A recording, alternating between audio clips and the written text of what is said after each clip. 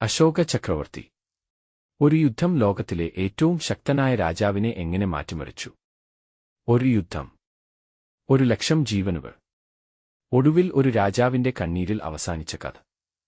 ലോകചരിത്രം തന്നെ മാറ്റിമറിച്ച ആ സംഭവത്തിന്റെ യഥാർത്ഥ കഥയാണ് ഇന്ന് നമ്മൾ അറിയാൻ പോകുന്നത്. ഇത്തരം ചരിത്രകഥകൾ നിങ്ങൾക്ക് ഇഷ്ടമാണെങ്കിൽ നമ്മുടെ ചാനൽ ഇപ്പോൾ തന്നെ സബ്സ്ക്രൈബ് ചെയ്യാനും ഈ വീഡിയോ ലൈക്ക് ചെയ്യാനും മറക്കരുതേ. നിങ്ങളുടെ ഒരു സബ്സ്ക്രൈബ് ഞങ്ങൾക്ക് കൂടുതൽ മികച്ച ചരിത്രകഥകൾ എത്തിക്കാൻ പ്രചോദനമാകും. ഇനി കഥയിലേക്ക് കടക്കാം. ക്രിസ്തുവിനു മുമ്പ് 3-ാം നൂറ്റാണ്ട് ഇന്ത്യയുടെ വലിയൊരു ഭാഗം ഭരിച്ചിരുന്ന ശക്തനായ രാജാവായിരുന്നു അശോക ചക്രവർത്തി. മൗര്യ സാമ്രാജ്യത്തിന്റെ അതിർത്തികൾ ദിനംപ്രതി വികസിച്ചുകൊണ്ടിരുന്നു. അശോകൻ ധീരനായ യോദ്ധാവായിരുന്നു. യുദ്ധത്തിൽ തോൽവി എന്തെന്ന് അറിയാത്ത രാജാവ്. അദ്ദേഹത്തിന്റെ ലക്ഷ്യം വ്യക്തമായിരുന്നു: ഇന്ത്യയിലെ എല്ലാ രാജ്യങ്ങളെയും തന്റെ സാമ്രാജ്യത്തിന്റെ കീഴിൽ കൊണ്ടുവരുക.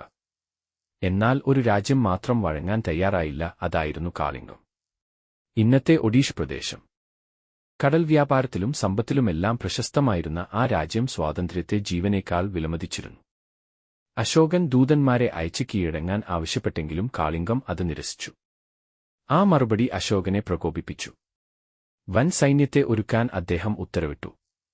ആയിരക്കണക്കിന് ആനകളും കുതിരപ്പടയും ലക്ഷക്കണക്കിന് സൈനികരും യുദ്ധത്തിനായി ഒരുങ്ങി. മറുവശത്ത് സ്വന്തം നാടിനായി ജീവൻ പോലും ത്യജിക്കാൻ തയ്യാറായ കാളിംഗത്തിലെ ജനങ്ങളും സൈനികരും നിലയുറപ്പിച്ചു. ചരിത്രത്തിലെ ഏറ്റവും രക്തരൂക്ഷിതമായ യുദ്ധങ്ങളിലൊന്നിന് വേദി തയ്യാറായി. സൂര്യൻ ഉദിച്ചതോടെ കാളിംഗത്തിന്റെ മണ്ണിൽ യുദ്ധം ആരംഭിച്ചു. ആയിരക്കണക്കിന് വാളുകൾ ഒരേ സമയം കൂട്ടിയിടിച്ചു. അമ്പുകൾ ആകാശം നിറച്ചു. യുദ്ധാനകൾ ശത്രുസൈന്യത്തിലേക്ക് കുതിച്ചുകയറി. ഭൂമി മുഴുവൻ പൊടിപടലങ്ങൾ കൊണ്ട് മൂടി. കാളിംഗത്തിലെ സൈനികർ എണ്ണം കുറവായിരുന്നെങ്കിലും അവർ അസാധാരണ ധൈര്യത്തോടെ പോരാടി.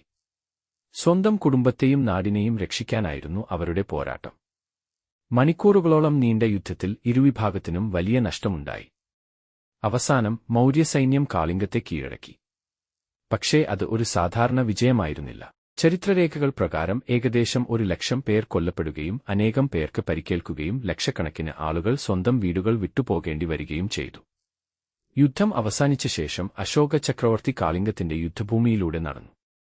ചുറ്റും തകർന്ന വീടുകൾ, കരയുന്ന കുട്ടികൾ, സ്വന്തം ബന്ധുക്കളെ തേടി അലഞ്ഞു നടക്കുന്ന ജനങ്ങൾ, പരിക്കേറ്റ സൈനികരുടെ നിലവിളി. ആ കാഴ്ചകൾ അശോകന്റെ മനസ്സിനെ ആഴത്തിൽ തകർത്തു. ഈ വിജയത്തിന് ഇത്രയും ജീവനുകളുടെ വില കൊടുക്കേണ്ടിയിരുന്നോ എന്ന ചോദ്യം അദ്ദേഹത്തിന്റെ മനസ്സിൽ മുഴങ്ങി. അന്ന് വരെ വാളിന്റെ ശക്തിയിലാണ് ഒരു രാജാവിന്റെ മഹത്വമെന്ന് വിശ്വസിച്ചിരുന്ന അശോകൻ, യഥാർത്ഥ മഹത്വം മനുഷ്യജീവനെ സംരക്ഷിക്കുന്നതിലാണെന്ന് ആദ്യമായി മനസ്സിലായി.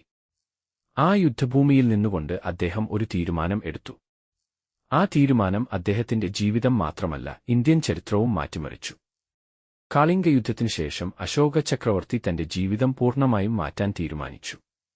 ഇനി ഒരിക്കലും അനാവശ്യ യുദ്ധങ്ങൾ നടത്തില്ലെന്നും വാളുകൊണ്ടല്ല കരുണയും നീതിയും കൊണ്ടാണ് രാജ്യം ഭരിക്കേണ്ടതെന്നും അദ്ദേഹം പ്രതിജ്ഞ ചെയ്തു. തുടർന്ന് അശോകൻ ബുദ്ധമതത്തിന്റെ ആശയങ്ങൾ സ്വീകരിച്ചു. അഹിംസ, കരുണ, മനുഷ്യസ്നേഹം എന്നിവയാണ് ഒരു രാജാവിന്റെ ഏറ്റവും വലിയ ശക്തിയെന്ന് അദ്ദേഹം ജനങ്ങളോട് പഠിപ്പിച്ചു.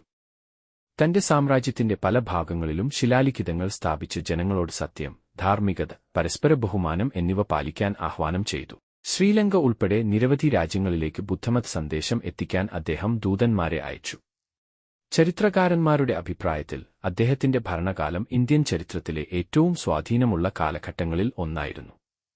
ഇന്നും നമ്മുടെ ദേശീയ പതാകയുടെ മധ്യത്തിലുള്ള അശോകചക്രം അദ്ദേഹത്തിന്റെ പാരമ്പര്യത്തിന്റെ ഓർമ്മയാണ്. നീതിയുടെയും മുന്നേറ്റത്തിന്റെയും പ്രതീകമായ ആ ചക്രം ഒരു യുദ്ധത്തിനു ശേഷം സ്വന്തം തെറ്റുകൾ തിരിച്ചറിഞ്ഞ് മാറാൻ ധൈര്യം കാണിച്ച രാജാവിനെ നമ്മെ ഓർമ്മിപ്പിക്കുന്നു.